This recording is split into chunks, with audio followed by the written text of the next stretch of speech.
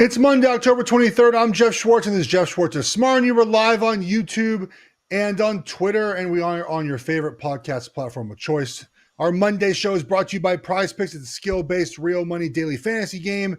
Go to Prize Picks and use the code GSSY for a first deposit match up to $100. You pick 2 to 6 players. I do 3 each week. If they go more or less than their Prize Picks projection, you can win up to 25 times your money on any entry. We'll be making my selections for Monday Night Football game tonight between the Vikings and the 49ers at the end of the episode. So stick around.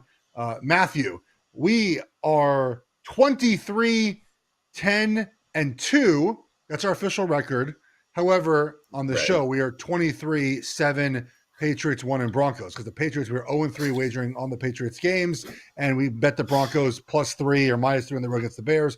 More importantly, though, this is now 7 weeks. Like we're good this year. It has not always been the case. Again, we strive at the end of the year to get back to 500. That's been the case each and every year. We're doing a good job. We're reading the room because this week teams that had 70% of tickets or more 1-7 against the spread. Like we're kind of reading the room, right? We're taking the ugly ones. But the contest that I am in, that we are in, I should say that we are in together, is not the one in Vegas. What's funny is that I've always said I did it one time. Spent $1,000 to finish 500. I'm like, you know what? I'm not going to do it this time because we're not going to get that good. And I didn't do it. I'm on a contest with an offshore. I paid money for it, not $1,000. We're tied for 64th right now. There are about 30 entries tied with 24 points. So the 2 ties get you half a point for the ties. And Matt, we're kicking ass so far, man. I like it. It's unreal, man. And it's funny. The one I felt best about was the Chargers, who we'll get to in a second. They did not cover. It never even felt like it was close. Like the first half, I was like, we're good. And then even in the third quarter, I think you were like, yep, the Chiefs are going to win by a field goal. But Justin empty calories Herbert, once again, couldn't do anything in the second half. So we'll get to him. But a great week. Great call by you on Seattle. That was one that I was – as the game was sort of going on, the Seahawks still haven't looked right. But that was a great call by you that I was really nervous about. And Indy, we got that one was that we text the whole day Sunday. It's the best. Yeah. But so for those who weren't betting on that disgusting game, the Browns were up by 1, right? With the game was over, but they were going for the 2 so they could get up to 3. And yes. Jeff and I were having a conversation of like, wait, did we get 3 or 3.5? Because Watson hadn't been ruled in the game yet. So we were just sort of like, whatever, we'll take the 3.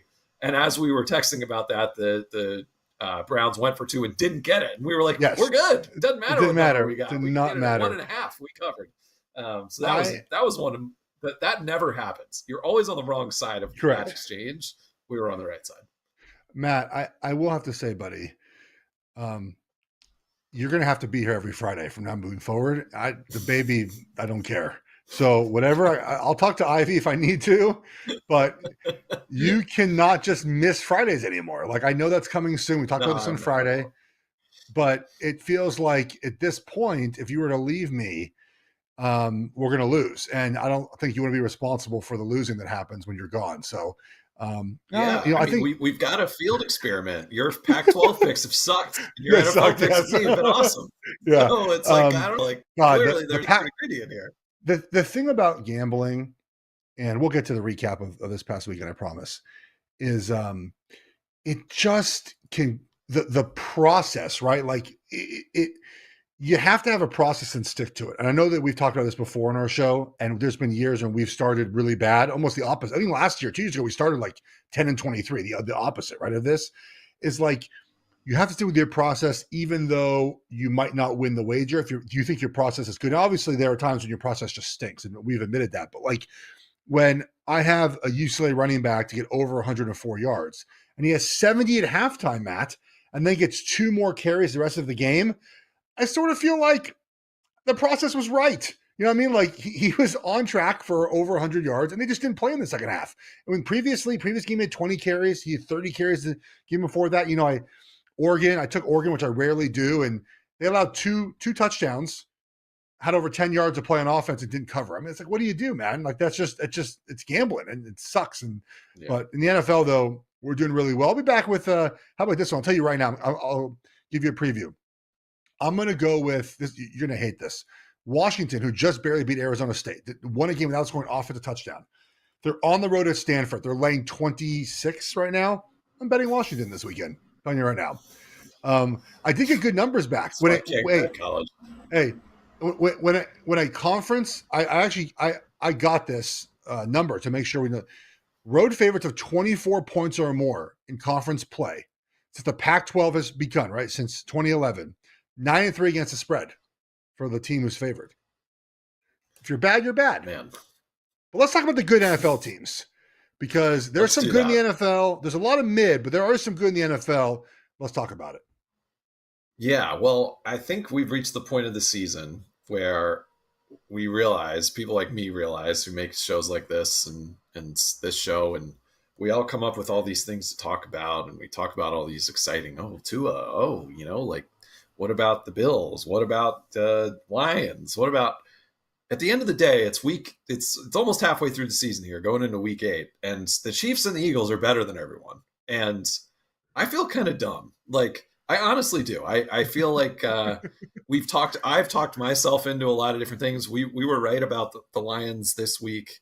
But, I don't know. I just kind of, this doesn't usually happen, especially with the Eagles. The Chiefs make a bit more sense to me, obviously, because not too much has changed. But I guess, like, what's going on here? Like, how is it? So, I mean, the Eagles' success is a little bit different. But for the Chiefs, like, it's just like, is this where we are now with the Chiefs? Is that every year we just have to assume they're just going to be the best team in the AFC and win the Super Bowl? Like, are we at that level with this team like we were with the Patriots a few years ago? I think we are, because this is the best team they've had, right? Like, this is the best overall team. Their defense has yet to allow over 20 points in a game. Their defense, they allowed a pick 6. They lost 21 to whatever it was against the Lions, but that was a pick 6. They allowed 14 points. Their defense is the best it's been under Patrick Mahomes. And you're asking the Chiefs to just be a little bit better on offense. They're a little bit better on Sunday. Right now, of course, the Chargers don't ever cover Travis Kelce, which is mind-blowing to me. But we saw an MVS sighting. Rasheed Rice had a touchdown. McCole Hardman gets traded back as a long punt return to basically ice the game, and then also a first down, I believe, on that same drive.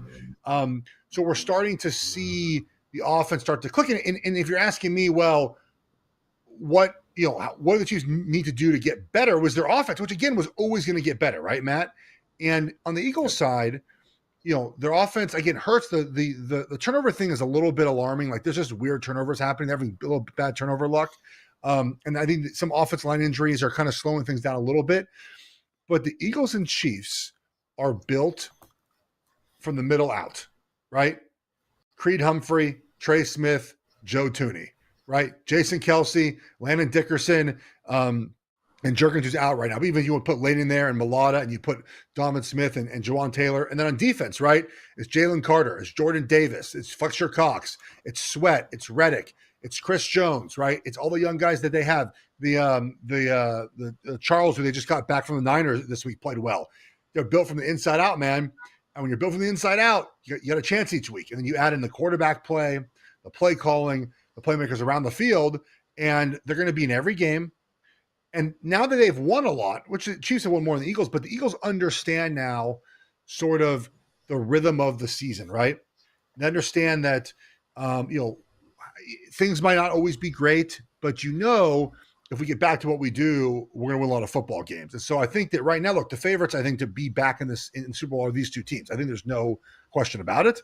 Obviously things change and whatnot. And the NFC, doesn't feel very wide open. The AFC, I think, depending on how the Bengals play against the Niners on this Sunday, I'm kind of curious about that.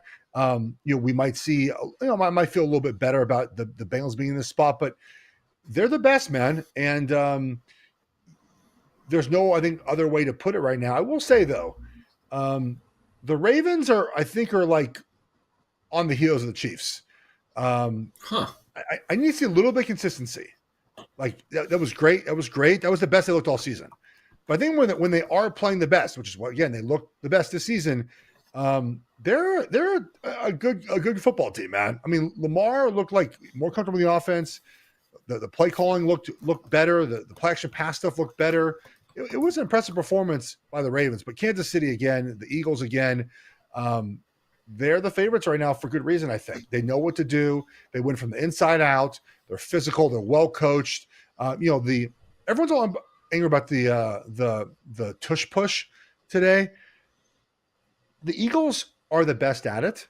Why would you ban something only one team is really good at? Like no one else is good at it, just the Eagles. Like they have a cheat code on that play. You don't want how to stop that play. Be better on third down. Don't allow 4th and 1, right? Basically, you know what I mean? Like, so the Eagles, I think, are less perfect than the Chiefs right now. Like, there's some issues I think they're still lingering there. But Kansas City looked good, man. I mean, the Chargers are, again, as you mentioned it, what'd you call Herbert? Empty calorie Herbert? Calories. Yeah. Yeah. The Chargers always play them tough. As I mentioned, we mentioned on the show Friday, I mean, in the 5 previous games that Herbert and Mahomes have played, none had been more than 6 points. And the Chargers had, the 2 overtime games. And I think you said the most, right? 0 of the games were more than 3 points in either direction at the end of regulation. And this game was a 14-point win for the Chiefs. Yeah. So much to react to there. I want to go back to the tush push thing because you're right. I had the same exact thought watching that game where it's like if everyone could do this, everyone would do it. But the Eagles specifically have cracked it. The Giants famously injured themselves doing that play. The rest of the league, you look around and 4th and 1 isn't automatic. It's close. The Bills had one sort of tush push-ish play. There were a few other teams that did it. I mean, the Steelers tried it. The Steelers tried to do it and didn't get it. I mean, the refs gave it to them anyways. No, they didn't.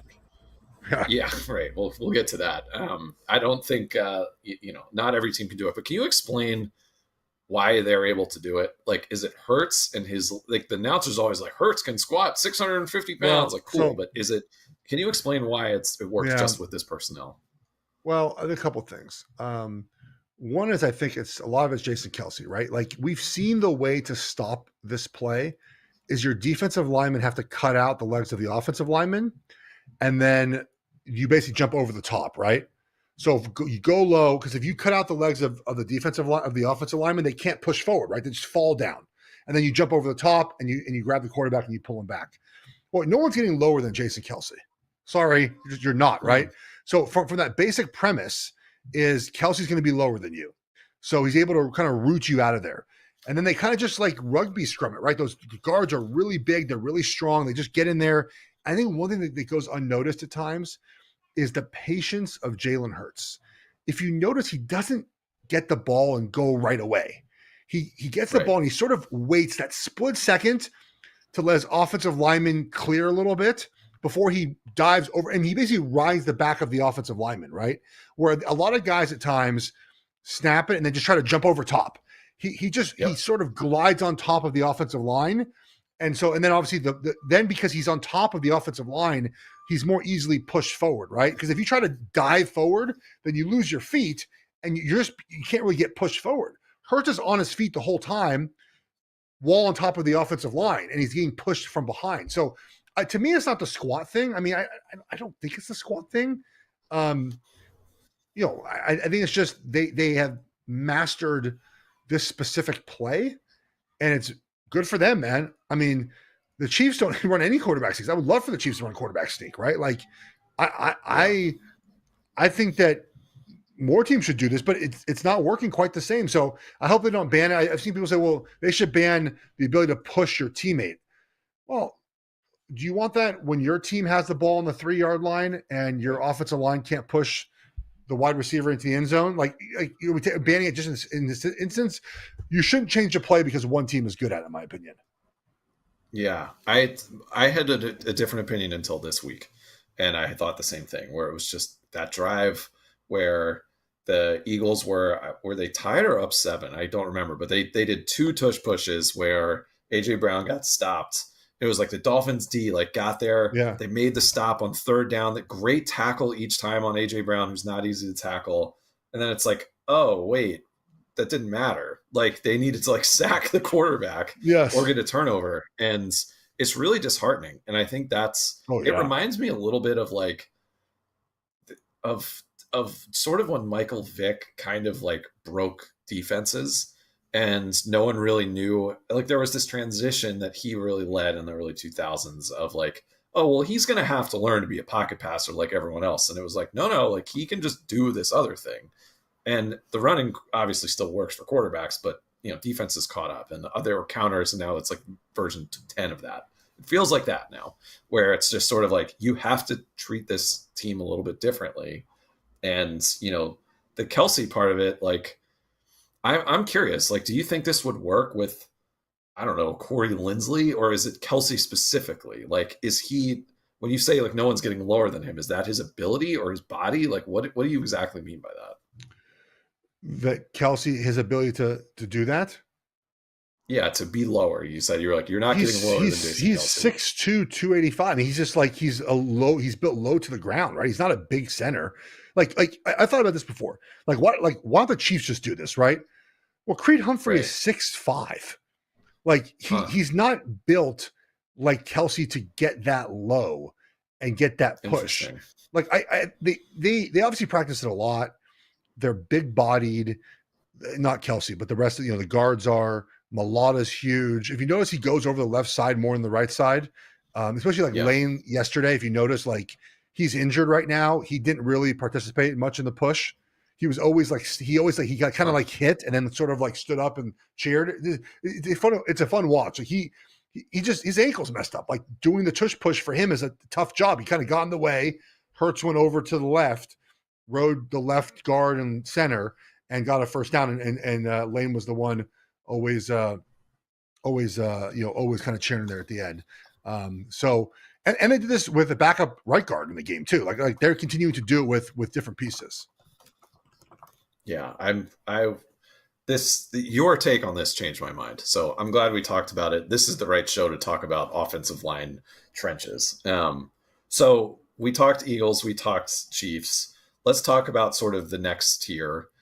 You think the Ravens might belong in that group? I think we won't find out for a while. One of the reasons that the Ravens have gotten off to such a hot start is just a reminder: they beat the Texans, they beat the Bengals before Burrow was really healthy, lost to the Colts, spanked the Browns, lost to the Steelers, beat the Titans, and now beat the Lions. So they go Cardinals, Seahawks, Browns, Bengals, Chargers, Rams, Jags. Like they don't have a tough game for a while. So they should be able to run away with this AFC North, which I don't think any of us really predicted. So Baltimore's in the mix. Let's talk about this sort of second class of the Dolphins, the Lions, the Bills. I guess of that group, do you feel like any of them can sort of rebound into that top sort of tier? We still haven't watched San Francisco play yet tonight. They play the Vikings, so let's ignore them for now. Do you think any of these other teams that are coming off of a loss belong in sort of this conversation? So I just saw this tweet from our friends at the Action Network. The Dolphins haven't been a team with a winning record since they beat the Bills in week 3 of last season in September of 2022. That's a really wild stat. I'm not sure I can trust them right now, right? Like you've played 2 games against really good teams and haven't looked as competitive, right? You lost by 28 to Buffalo and 14 last night. It was 14 last night, right? I believe. Yeah. And when you play the bad teams, like this weekend, they're favored by 10 over someone. Oh, the Patriots. Like I'd be fine taking Dolphins minus 10 this weekend at home. Like they have murdered bad teams. But against the better teams, like the next step obviously is being the better teams. Like I got to see you do that, Matt. Like this is you want to be the next step. You got to do this. And they haven't done it. So for me, they're not in the discussion of like AFC favorite. Buffalo. Yeah. What the hell, Buffalo? Like Buffalo to me, and we'll get to college football, is the USC Trojans. Because like, what is their identity right now? This is USC's problem. What if you were to say, what do they do good? What does Buffalo do? Now, their DVOA is great, Matt, but they lost to the Jets with a second half and fourth quarter lead. They lost to Patriots with a second half and fourth quarter lead. What do they do well? Oh, they sacked the quarterback. Okay, but where were those sacks at the end of the game yesterday, right? Where were those sacks against Jacksonville? Where were those sacks in week 1 against the Jets? Like, what is their identity right now? And for me, cross them off the list for now. The Lions, I think, are what I thought they would be. They're going to win the North. they're probably going to win a playoff game, maybe, and they're going to get blown up by the Niners or Eagles in the next round. Like, that's what they are, which is not, it's not a bad place to be in considering what they've had the last 20 Not at years. all. But that's what they are. To me, the Ravens feel like the next team up in the AFC. But I will say again, the Bengals get the Niners after their bye next week. They go Niners in San Francisco, Buffalo home, feisty Texans, at the Ravens, and the zombie Steelers, who are 4-2 somehow. Like, I don't know how they're 4-2. We're going to cash that over 8.5 wager, Matt, like the easiest money each season of all time. Yep. I don't know. I didn't watch the second that game. I don't know. I don't even want to know how they did it. I did. Sorry, take it back. I did see one touchdown run by Warren. I did see the last play of the game. But like, it's this. The Bengals right now, by the way, I think I'm right on this, have the worst odds to win the AFC North right now, which Wow. I wouldn't be mad putting money on that, quite honestly. It's not the worst wager, right? I don't trust the Browns. What if Lamar gets hurt? I mean, it feels like not the worst wager in the world to put down here. But it's this year, I wrote about this for Fox Sports Today. There's a lot of middle. Of like, there's not a lot of elite, which I don't know if there is every season by week 7 anyways. There's a couple bad, but the bad played well this week. The Bears won. The Patriots won. The Broncos won. The Giants won. The Giants are, by the way, 1.5 games out of the wild card, which is unbelievable. It's insane. And there's just a lot of like, okay, a lot of not trustworthy. Yep. The Bengals are the team I have my eye on because the Bengals each year start slow and finish fast, Matt. And so that the team I have my eye on as a team, I think that I really do think I don't know if we're going to do this for in our little, our wagers, but I think myself, when I get to New York on Wednesday, I'm going to open the apps up and put a little money on Bengals to win the AFC North. And then it's not a bad wager. I think I heard plus 600 today. Not a bad wager. Tough schedule. I'm gonna find it right now, though. Yeah, look it up. I think, the Bengals are looming. They're always looming, and I think to go back to what we were just talking about. Plus 470. They're behind the Steelers. Well, yeah, the Steelers are 4-2, and they are pretty.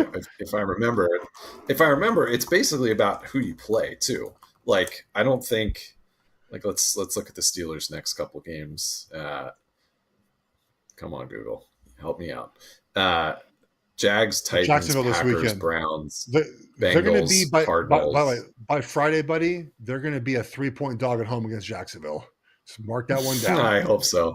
That'll be nice. Oh yeah, Doug Peterson with extra rest.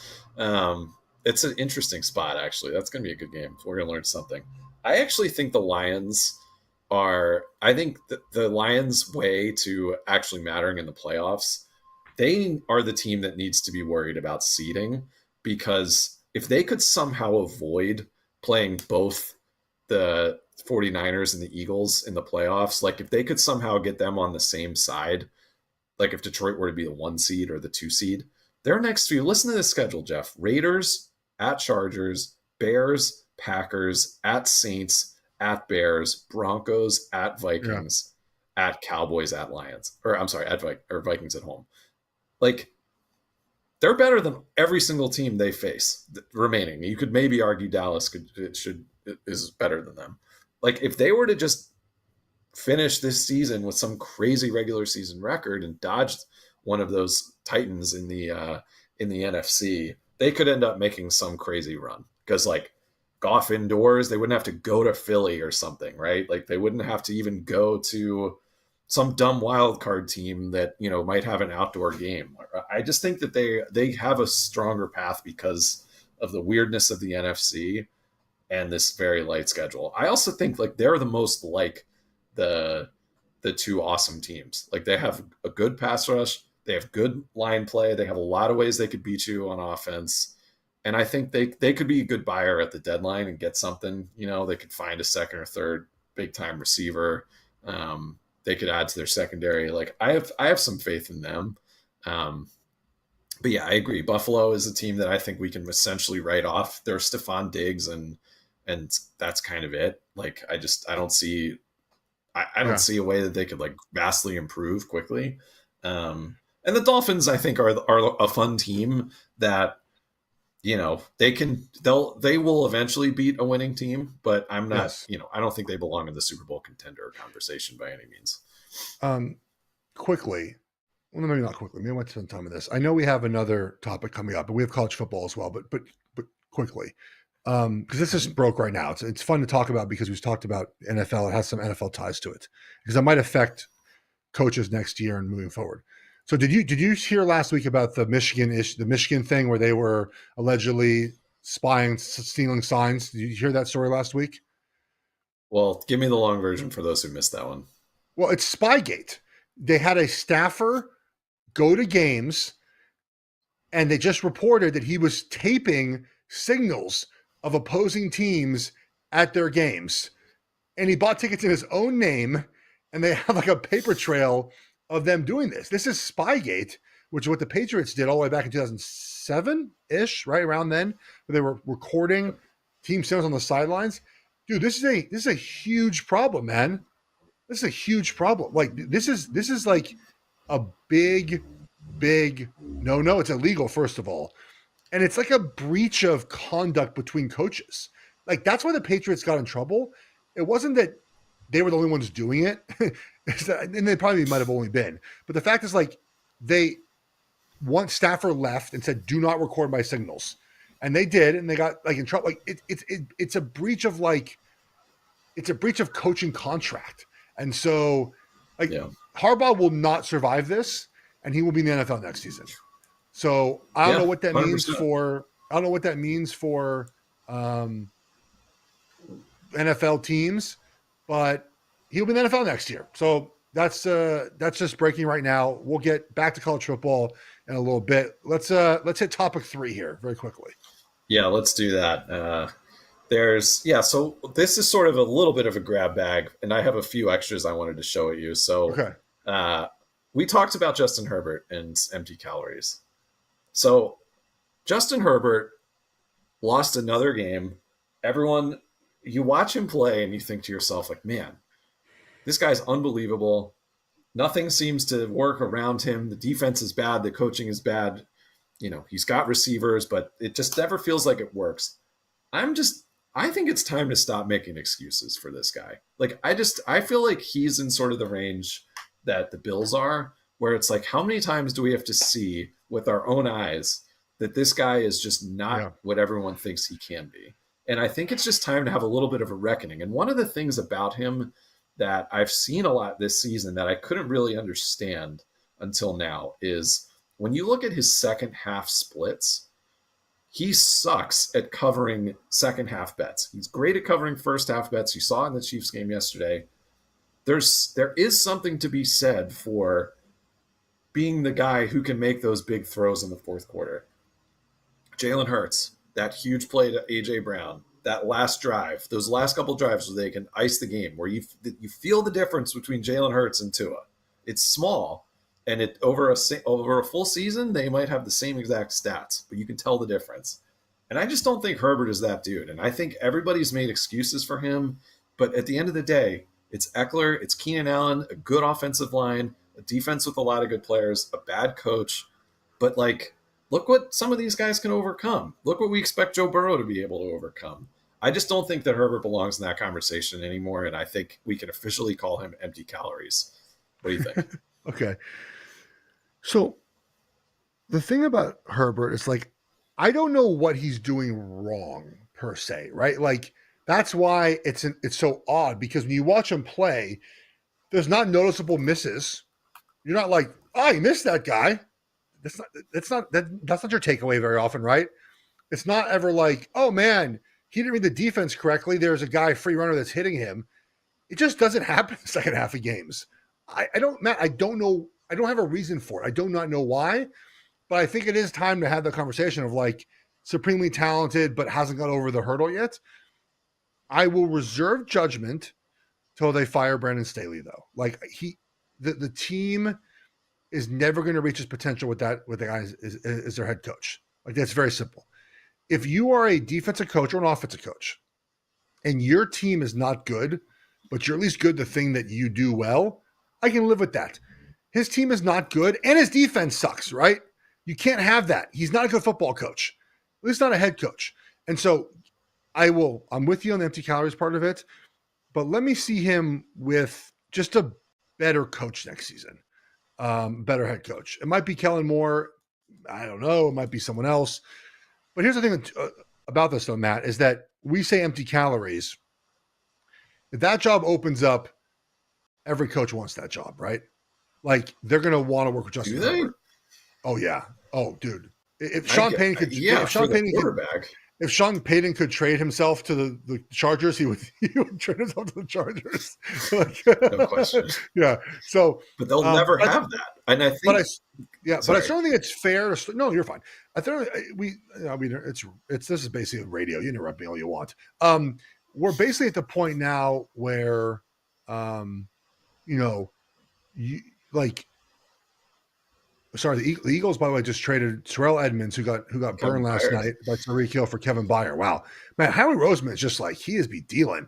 But I think it's fair to certainly question Herbert, because you should see some of those special wins. You should see a playoff win. We don't see that yet, and we're just as critical on Kirk Cousins for the same things as we are, and we're not that way with Justin Herbert yet.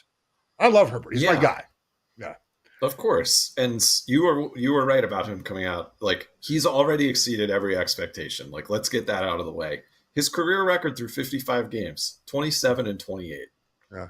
That's pretty crazy. Like, for a guy that good. He honestly, the quarterback who he reminds me of is another Charger. It's Phillip Rivers. Yeah. It's like every year, all the dorks were like, Phillip Rivers, man, you don't get it. Like, this guy, he's got it. And then it's like, cool. So it's 4th and 3 in December. Where is he?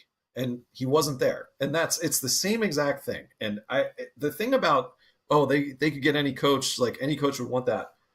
It's still the Chargers. Like, the Chargers haven't fired Brandon Staley because they're too cheap, because they don't have fans. And it's a huge problem. And that's another thing that Herbert, if you look at some of these quarterbacks, like Joe Burrow, look what he was able to do with an organization that never paid anyone. It's like there is a difference between, and it's splitting hairs. I'm asking him to be a top 5 player, but that's what everyone says he is. He isn't. He just is not a top 5 quarterback yet. And if he was, all these other problems would go away. Like, they would be in the Jim Harbaugh conversation, 100%. But they're not, because he's not good enough to attract the top, to transcend all the limitations their organization has. Patrick Mahomes, was Kansas City a top-tier organization until he got there? Like, they were pretty good. Yeah, I mean, Andy Reid was the one who kind of got it there. Yeah, Andy Reid was the one who got it there. Yeah, but maybe Burrow's the better example. But I just think that it's time to have a more realistic conversation about him, and I wanted to run that one by you. I think it's totally fair. I have a few other quick ones. These are just like mini takes. Okay. Let's first talk about the Patriots. So there was this news story that came out yesterday that Bill Belichick had secretly signed this extension that made everyone just go like, huh? Like, what's going on here? And then they end up beating the Bills as massive underdogs and knocking everyone out of their survivor pools. Not us, though. What do you think? I had Seattle survivor. Who'd you have in survivor? Me too. I did, because I did also. Do you think that was a real, like, hey, Belichick's back, like, maybe we should have seen this one coming? No, just the Bills just shit the bed at the end, like usual. Excuse my language, there, kids that are listening. My son asked me, by the way, the other day, like, why do you not cuss when you do radio and stuff? I'm like, well, kids are listening. Like, it's not the most professional sounding thing to do, and you don't want to. And I just cuss on my own podcast. So sorry, Alex, if you're listening. He's not, because my wife doesn't even know what I'm doing right now. I don't think she has no idea. I'm just up in my office screaming into my computer, but she knows who you are and your wife, and she likes you guys. So I get away with it. I like her too. She's the best. Yeah. I don't have any faith in the Patriots. They're who they have this weekend? They're Miami. Oh yeah, we're betting Miami. At the Dolphins right now. Yeah, we'll bet the Dolphins -10. I don't care. Yeah, what else? I actually love that. I love it too. Okay, lots of talks about the refs this week. We alluded to it with the craziness in the Rams Steelers game, where It was a bad spot. They were out of challenges. I, I think speaking of Alex, he's on the podcast right now, No, so I'm it's just going to fill my some air. daughter. My daughter just came in my office and said, "Can we go to Sephora tonight? You have gymnastics in 30 minutes." All right. So Love. let's, but I I'm want to give a actually little doing a more. podcast. Love. Go. Okay. Sorry. I'm going to keep going on the refs. The Rams Steelers game had some controversy. The Eagles Dolphins game, the Dolphins were called for like 12 penalties. The Eagles were called for 0. They may have gotten one at the end. I don't think so. And then in the Browns game, there was like a sack on the 3rd and long that was a questionable illegal contact. There was a pass interference with the ball thrown in the stands. Does it feel like something's going on with the refs right now, or do we do this every year? We do this every year. We do this every year. Here's my my referee. This is what I say about the officials. I saw Nate Tice put out a tweet with a procedural error they made in the Falcons game where they basically they started the clock too soon, and the Falcons had to call a timeout. To me, I've dealt with this. I'm a Pac-12 guy. I've seen the Pac-12 refs. This is my response all the time. Is that judgment calls get missed? It's part of the job. Procedural calls can't have errors. You can't spot Kenny Pickett incorrectly when you have a sky judge and you have cameras on the field. You can't host the Falcons out of 15 seconds on the play clock because you had a bad procedure with spawn the ball and giving them a first down. Can't have those errors. Can't enforce penalties incorrectly, which NFL doesn't have a problem doing. That's a college football thing mostly.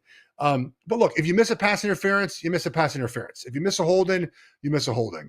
But the procedural errors, in my opinion, cannot happen, especially when we know there's a sky judge, right? Like they're watching the games. And so you cannot spot Kenny Pickett incorrectly. Now, again, if there's no view to change your opinion on that, then I get it. Everyone says, well, there's a chip in the ball. We've had this discussion before with Sam Schwartz team before. Okay. The chip, by the way, is in the middle of the ball. So you have to calculate the distance from the chip to the front of the ball. But you also have to have a board that runs on one side of the field to basically bounce data onto to see where the ball's at. And you can't do that with people lining the sidelines. So it doesn't work. It's not going to work. People keep saying that, Matt. That we don't have the technology for that yet. Maybe one day we do, but not right now. But again, that doesn't happen actually very often. The officials get it right more. I was talking to a reporter this morning who was asking me about a legal man downfield. And we were talking about it. And then after a couple of minutes, he realized, oh yeah, the refs are right. That was a tough call they made, but they were correct. I'm like, yeah, they're correct more often than we think. We just notice the bad ones, right? And so it's a tough job. The Dolphins last night they got no breaks in that manner, but we say this every year. It's tough. And your team, you end up on the wrong side of half of them and on the right side of half of them. But I will say, it does feel like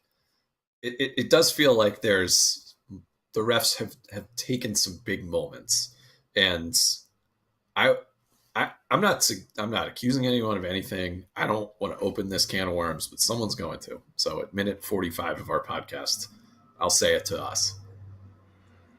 There's going to be some questions, right? Every time you watch a game now, there's DraftKings ads. There's these ads. There's so much stuff out there that could be happening that now the conspiracy theories are starting to sort of spin. And I saw a tweet this morning, and I'm not saying they're right, but I saw a tweet this morning that one of the refs last night from the Dolphins game lives in Pennsylvania, and everyone was like, "See, this guy is like an Eagles fan. He's betting on the Eagles." It's like that's coming, and I hope that the NFL has a plan for it. I don't personally think that that's happening, but when you see that players are betting on games, you know that there's going to be a question. It's a massive catastrophe if this is even talked about. So I'm not rooting for it, but I did want to throw that out there and see how you reacted. Well, we know that the NFL loves their Midwestern Kansas City, and that's definitely the team that they're going to have. They're going to fix everything for is the Missouri Kansas Chiefs. Yeah. Well, everyone's saying, "Oh, they're fixing games for the Browns. They want the Browns to win games." And Ron Rivera yesterday was yelling at the refs because they're the same crew that hosed Washington last year at the Giants, and it's just guys, they don't care. No one, your team is not the center of the NFL universe to anyone but you. So let's put a pin in that. I have 3 other quick ones. One sentence, yes or no. Deshaun Watson is the biggest trade disaster of all time. Yes. I think so, right? I think that when he got It, benched it, it, yesterday, it it, became it's, obvious. it's the guaranteed money part of it. Yeah, Like more than that Russell Wilson, I think. yeah. Yes. Yeah, Russell Wilson they can get out of the trade, I think so. After this yeah, year. they have. Like I they can think they move have to wait on. another. They have, I think, another 2 years. Okay. Oh. Okay, next one. After Patrick Mahomes, Myles Garrett is the best player in the NFL. Oh man, I think right now you have to say yes. I mean, the game yesterday he had, buddy, where he blocked a field goal, had a strip sack for a touchdown, had another strip sack for a fumble. Um, he's the most impactful right now. We did not put money in him for defensive player of the year. We probably made a mistake on that. He's been incredible. Yes, right now I'd say yes, yes. I think he's having a genuine Hall of Fame career that is unbelievable to watch. He's on the path to be one of the great defensive players of our lifetime. I would agree with that one. Uh, Here's the last one. Eric Bieniemy will not be a head coach next year. Yeah, that's not going to Or happen. let's say he will be a head coach next year, so you don't have to answer in a negative. I don't think so, no. Yeah, I don't think so either. Yeah. You want to do more on that? No, I just think that we've talked about EB for 4 years now. He should have been a head coach before this. We know that. But Washington being terrible is not going to help him be a head coach. Like it's just not. So they lead the league in sacks given up to. The Sam Howell's getting murdered back there. It's not going to happen. It's unfair. Something I've mentioned this before, like something behind the scenes had to happen, right? Because there's just no way that he had this many interviews and not get a job. It just there's something else happening there. I don't know what it is. Maybe we'll find out one day. But something else is behind the scenes why he doesn't have a job yet. Or as a head coach, I should say. It's I love to see Magic Johnson subtweeting Ron Oh Rivera. my God. 7 weeks Magic into the Johnson was season, like- I'm so excited. Magic Johnson was the most Magic Johnson tweet of all time. It was so funny. Holy shit. Dude, having Magic Johnson tweet about my team is my favorite thing I've ever had happen to me as a sports fan. All right, enough. Nick, we're not talking about Tyson Bagent in the Pro Bowl. Congrats, Tyson Bagent, on beating the Raiders. The Raiders are worse than the Colorado School of Mines. There, we can say it. All right, should we move on to college football, or do you want to hit Tyson Bagent? Well, I'll just say this about college football very quickly. US. I watched USC today on film. I watched Utah's offensive line. Oregon plays Utah this week, and dude, it's embarrassing. USC's defense is embarrassing. They're small. They're not physical.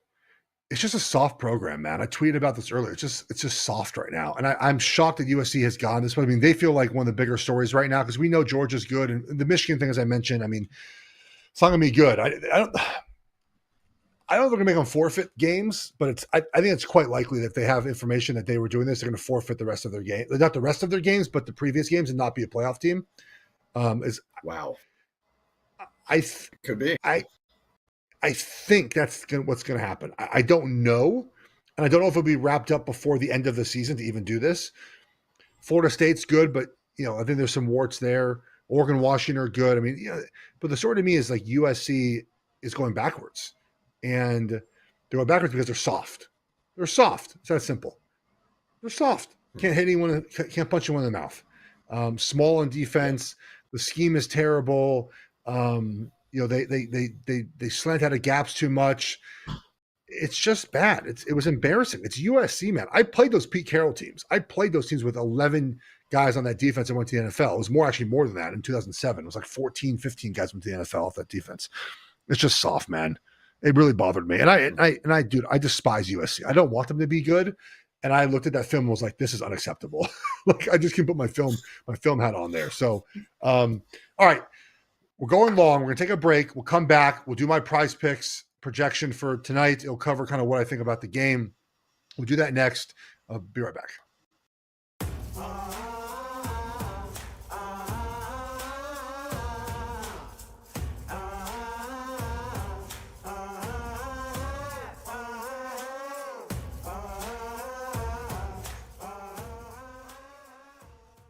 All right, Matt.